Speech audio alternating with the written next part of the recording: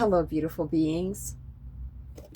I thought, should we record a video right now or right after I get done at the dentist? That could be pretty funny because I'm getting 2 cavities filled today. I don't know why I get cavities. Maybe when I have I'm go on these sugar binges or something. But it's really nice that I get to get them fixed. And so one thing that's being scraped off and going through this Lionsgate portal right now, I don't know why these are slipping. I don't know why I keep them on when I'm recording a video when they keep slipping. I don't really need to see anything that clearly right now. So it's anorexia. It's hopefully the final shift because I feel like I'm in better shape than I ever actually have been in my life. When I was 15, I was in super good shape, but that wasn't mentally also. This is like mentally, emotionally, physically. I don't smoke, I don't drink. Yeah, my mind is super quiet most of the time. However, the body dysmorphia, it just goes hand in hand with anorexia. I feel that the maybe not for other anorexics. I'm not an anorexic anymore. I have recovered from it.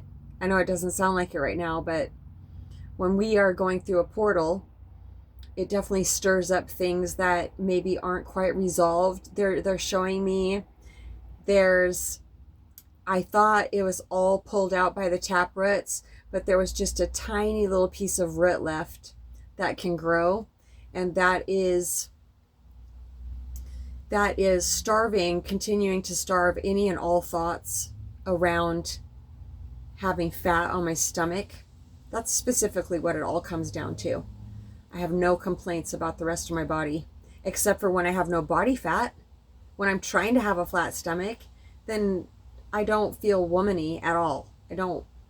No, women are supposed to, I feel, have a bit more padding on us than men. And also, I've been researching lately again about why women automatically seem to have fat on their stomachs. See, even the way I say fat, I need to stop that. I am stopping that.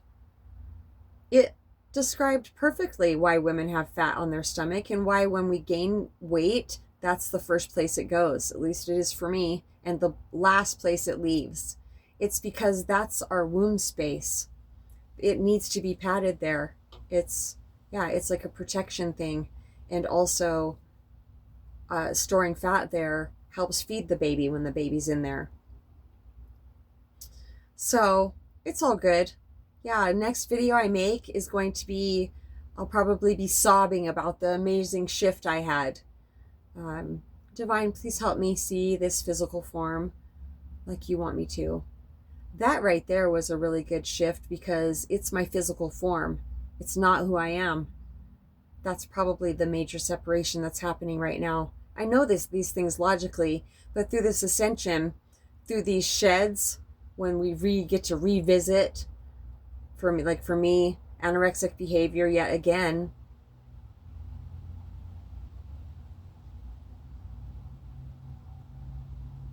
the things that I've known logically come more into focus with crystal clarity, seeing things from the highest perspective automatically. I already know this. I'm just unburying it. That's such a good reminder. So I'll update you when I have my shift. And we don't have to look for something, like a parade for a shift. But it can just be like, oh, that's right. And then I'm just starting to have it. And Opal said that earlier. She said, I feel like you're having it right now. It's like it's already begun. Yes, it has.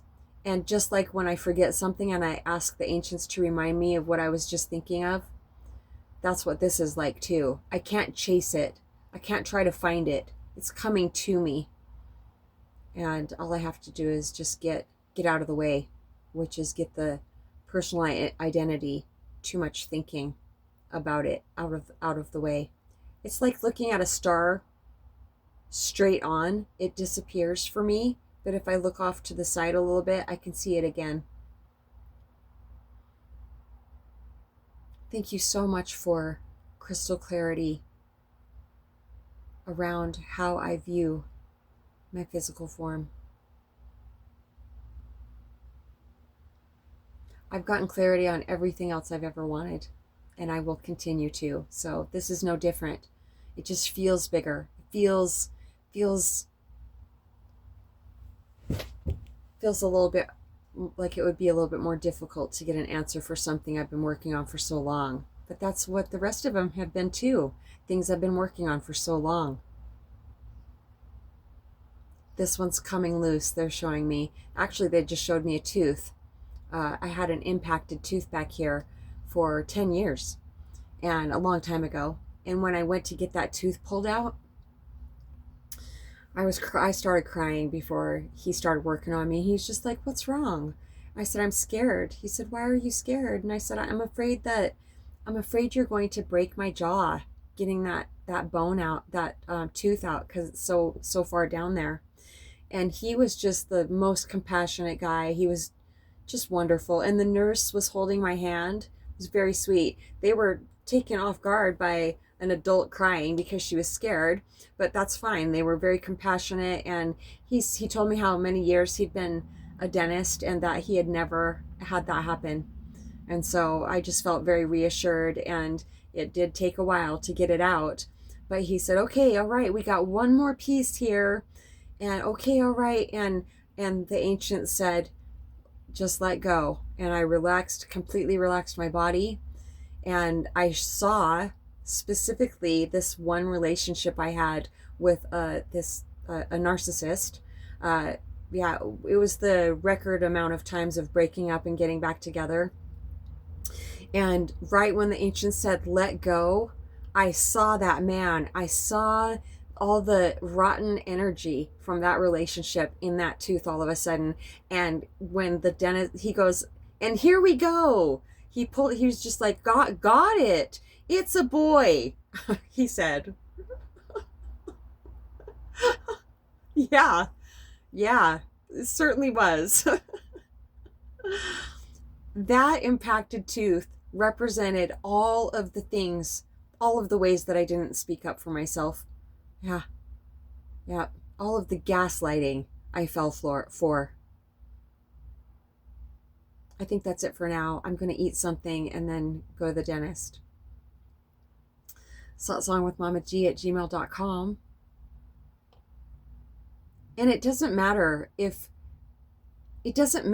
how much somebody else says, "Oh, you're not fat." I know I'm not fat. It's a skewed perception of myself.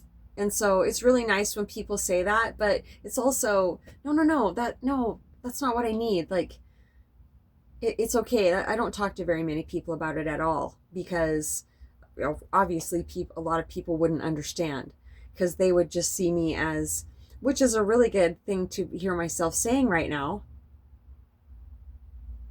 Right, because so much of this has to do with how I'm feeling other people perceive me. And I'm saying, yeah, actually, there's no exceptions to this. No matter who I talk to about this, if I did, they'd all think I was crazy. I'm not crazy. I'm just working on shedding useless habitual ways of thinking.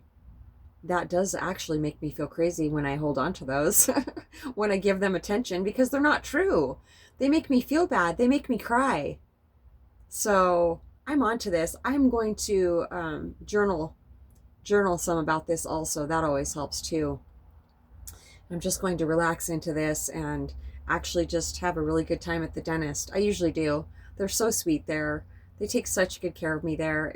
I can't. Oh yeah, I can. Yeah, there's a whole bunch everywhere, right? Smile, Montana. That's where I go. All right, that's it for now. If you have a habitual way of thinking about something, we would love to talk to you about that. A habitual way of thinking that you would like to release. Is a big difference. satsangwithmamaji@gmail.com. We love you so much.